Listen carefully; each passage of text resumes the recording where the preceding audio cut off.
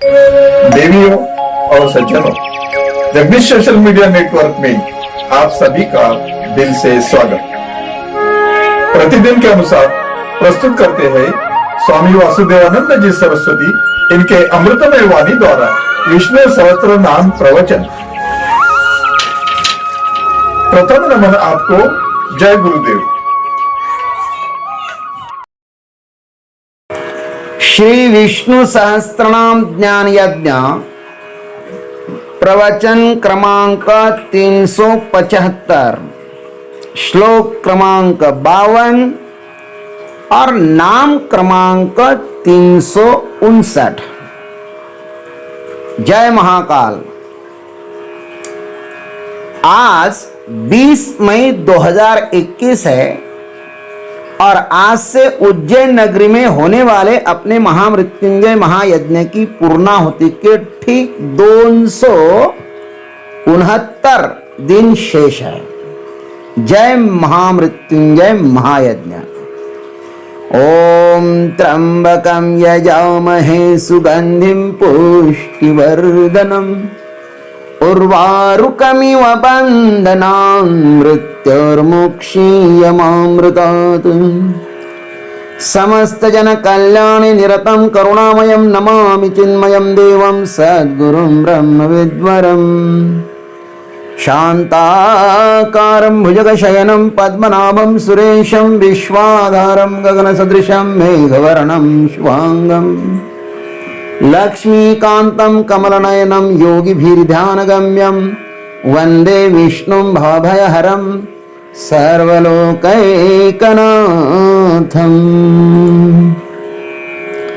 अतुलः शरभो भीमः समयज्ञो हविर्हरिः सर्वलक्षणलक्षण्यो लक्ष्मीवान् समितिञ्जयः।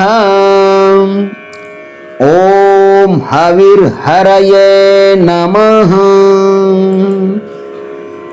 ओम तत्सत। भीष्म पितामह जी महाराज भगवान को भीम कहते हैं, समयज्ञ कहते हैं। जिनके जीवन में समयज्ञ आया है उनका जीवन प्रसादमय बनता है और उस प्रसादमय जीवन को परमात्मा अपनाते हैं। इसलिए उस परमात्मा को अब यहां पर हविर हरि नाम से कहते हैं। हविर हरि का अर्थ है यज्ञों में हविर भाग को और अपना स्मरण करने वालों के पापों को हरण करने वाले। भगवान यज्ञों में हविर भाग का भी हरण करते हैं और अपना जो लोग स्मरण करते हैं उनके पापों का भी हरण करते हैं। इसलिए उनका नाम है हवि हरि। आइए भाष्यकार को सुनते हैं। अभी भाष्यकार इस हविर हरि नाम के 4 अर्थ करते हैं। भीष्म पितामह जी ने ये नाम तो सूत्र रूप से ही कहे हैं, किंतु इनका अर्थ कितना विशाल होता है यह तो श्री गुरु के मुखारविंद से श्रवण करने से ही पता चलता है। और गुरु की आवश्यकता जीवन में इसलिए ही होती है कि वे शास्त्र का अर्थ सुगम बनाकर अपने शिष्यों को उसका रसपान कराएं। तो आइए भाष्यकार जी की दृष्टि से हम इस नाम का अर्थ देखते हैं। हविर हरिहि पहला अर्थ करते हैं यज्ञेषु हविर्भागम हरति इति हविर हरिहि। यज्ञों में हवि का भाग हरण करते हैं, इसलिए भगवान हवि ही हरि है। हवि और हरि ये 2 नाम अलग अलग भी हो सकते हैं, लेकिन हो सकता है विस्तार के लिए उस समय भीष्म पितामह जी के पास उतना समय नहीं था और सामने बैठा हुआ शिष्य धर्मराज युधिष्ठिर अत्यंत तीक्ष्ण बुद्धि के थे। अतः सूत्रार्थ के संकेत को भी समझने में वे सक्षम थे। इसलिए 2 नाम का एक ही नाम भीष्म पितामह जी ने कह दिया। गीता जी में भी कहा है ब्रह्मार्पणम ब्रह्म हवि, ब्रह्म हवि ही है। और हवि जिसमें अर्पण किया जाता है वह यज्ञ तो हरि है ही, यज्ञो वै विष्णु। श्रुति ने कहा ही है कि यज्ञ साक्षात विष्णु का स्वरूप है, इसलिए हविर हरि ही ऐसा कहा है।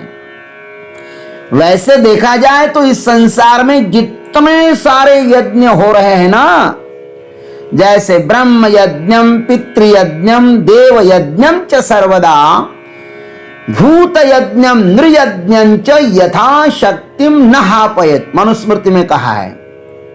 ऐसे बहुत से यज्ञ हैं, गीता जी में तो इतने सारे यज्ञ बताए हैं। और वे यज्ञ जिन भक्तों के लिए किए जाते हैं,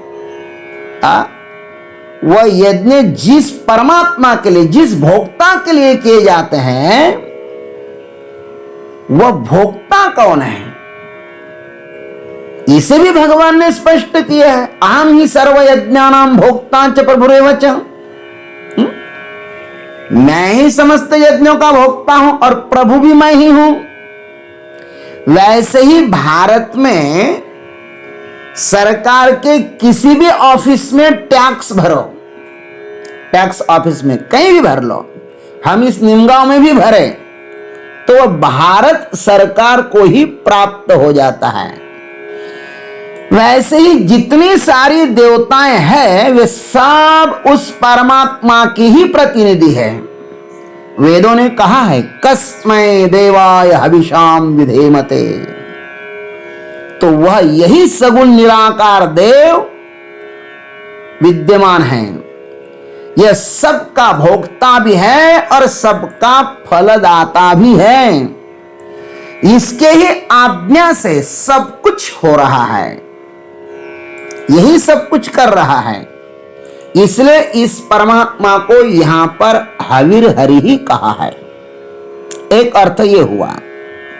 भाष्यकार अब इस हविर हरि नाम का दूसरा अर्थ बताते हैं, अथवा हुयते हविषा इति हविहि, अथवा हवि के द्वारा हवन किए जाते हैं ना, इसलिए भगवान को हवि कहते हैं।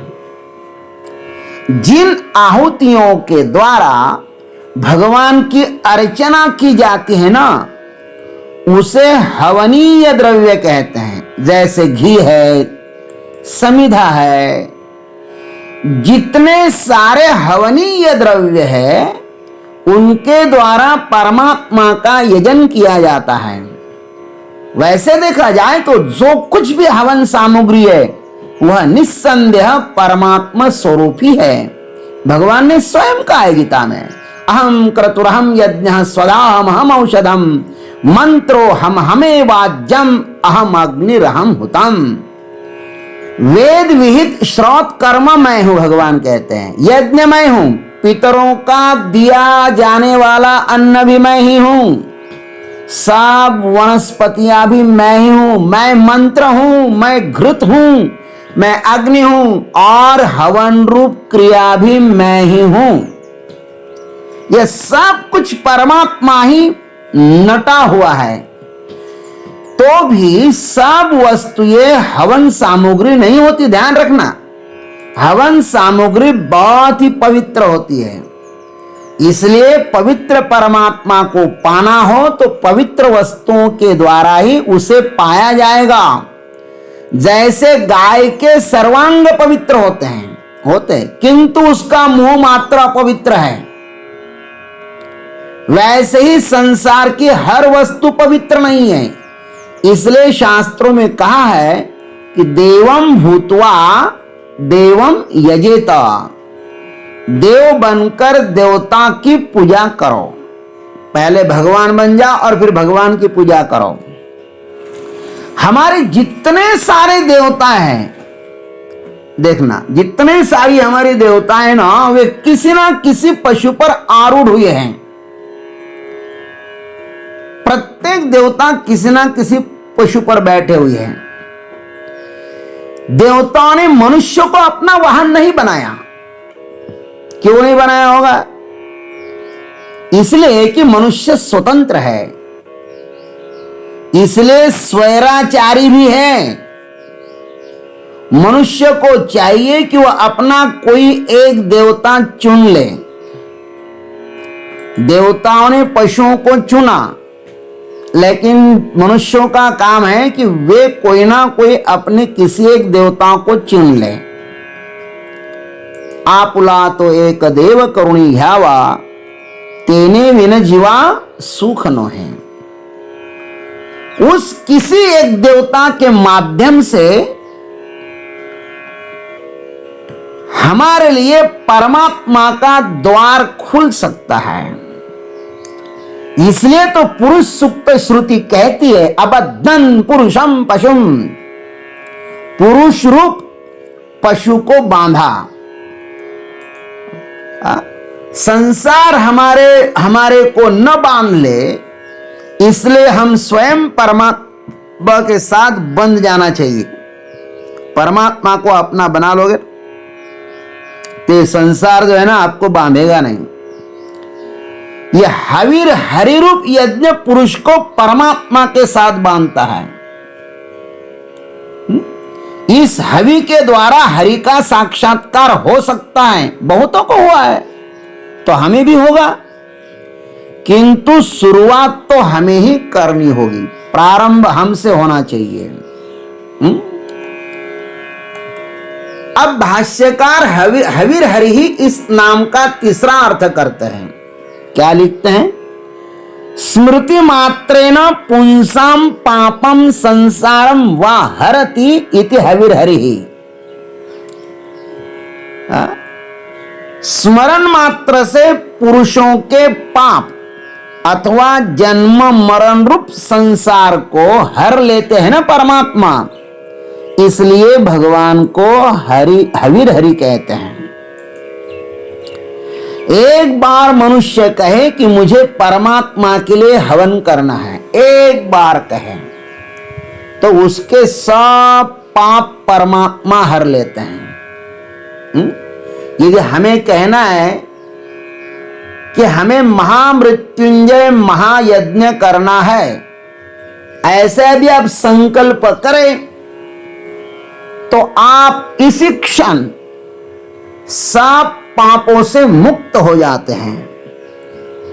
इसलिए संकल्प करना चाहिए, क्योंकि स्मृति मात्रेण पुंसाम पापम संसारम व हरति। अरे गहरे नथु खैरे संकल्प करने की अपेक्षा तो भगवान का संकल्प करो, और परमार्थ का किया गया संकल्प कभी भी निरर्थक नहीं जाता।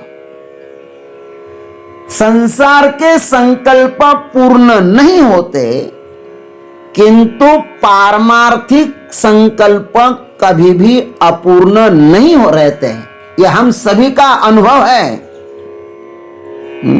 हमने आज तक जो भी संकल्प किए हो पारमार्थिक, भगवान ने उन सभी को ये न के न प्रकार से पूर्ण ही किया है।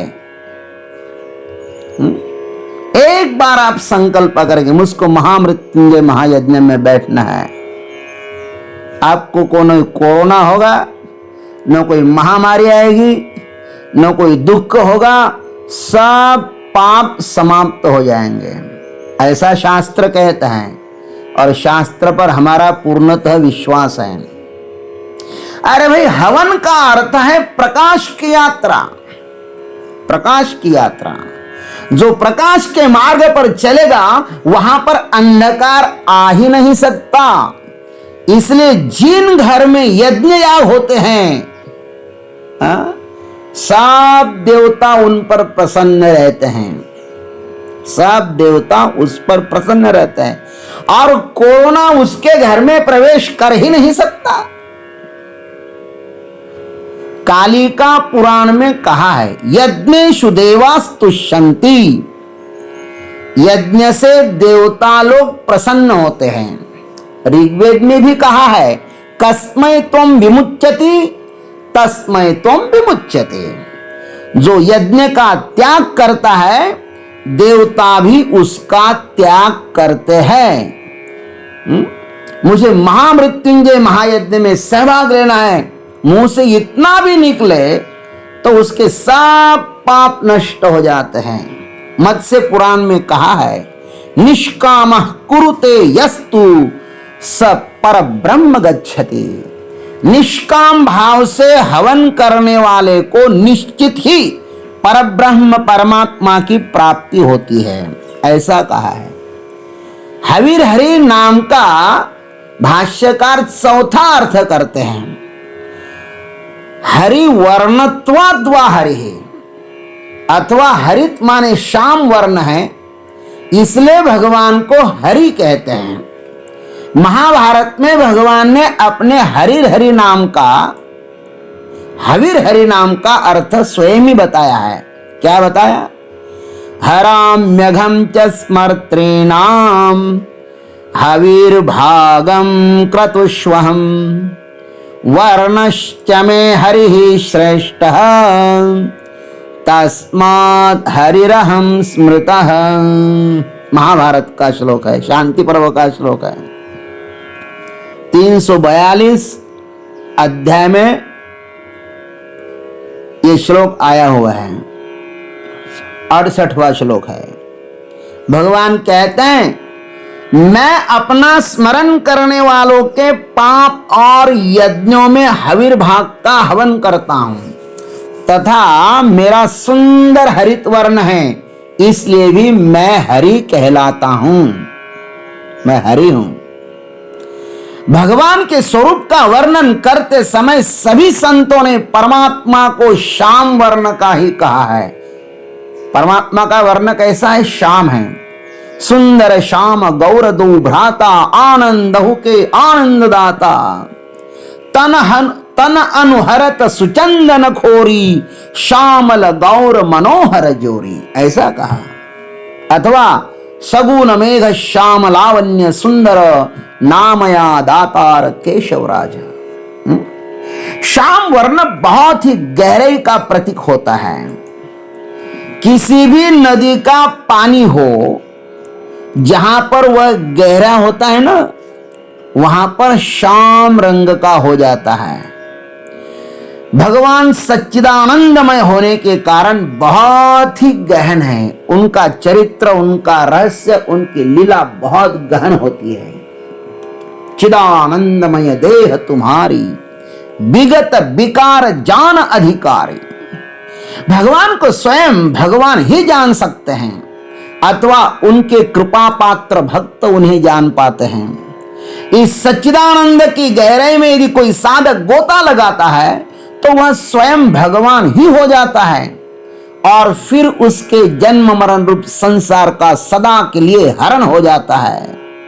हमारे भीतर जो हविर हरि नामक परमात्मा बैठा हुआ है ना, उसका हमें सदैव ध्यान करना चाहिए, स्मरण करना चाहिए। इसका ध्यान करने का क्या लाभ होता है, इस पर श्रुति स्वयं कहती है। भगवान का ध्यान करने का फल क्या है? सुन लीजिए, ध्यान बिंदु उपनिषद क्या कहता है। यदि शैल समम पापम विस्तीर्णम बहुयोजनम भिद्यते ध्यान योगेन नान्यो भेदः कदाचन। यदि पर्वत जैसा पाप हो, विशालतम पाप हो, पर्वत जैसा, और जो योजनों तक फैला हुआ, 100 योजनों तक फैला हुआ हो, तो भी ध्यान योग के द्वारा उसका समूल नाश हो सकता है।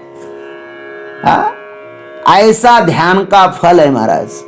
ऐसे विशाल पाप के नाश के लिए ध्यान के सिवा अन्य कोई उपाय नहीं है। इसलिए भगवान का सतत ध्यान करते रहिए। आप भगवान का ध्यान करोगे तो भगवान भी आपका ध्यान करेगा।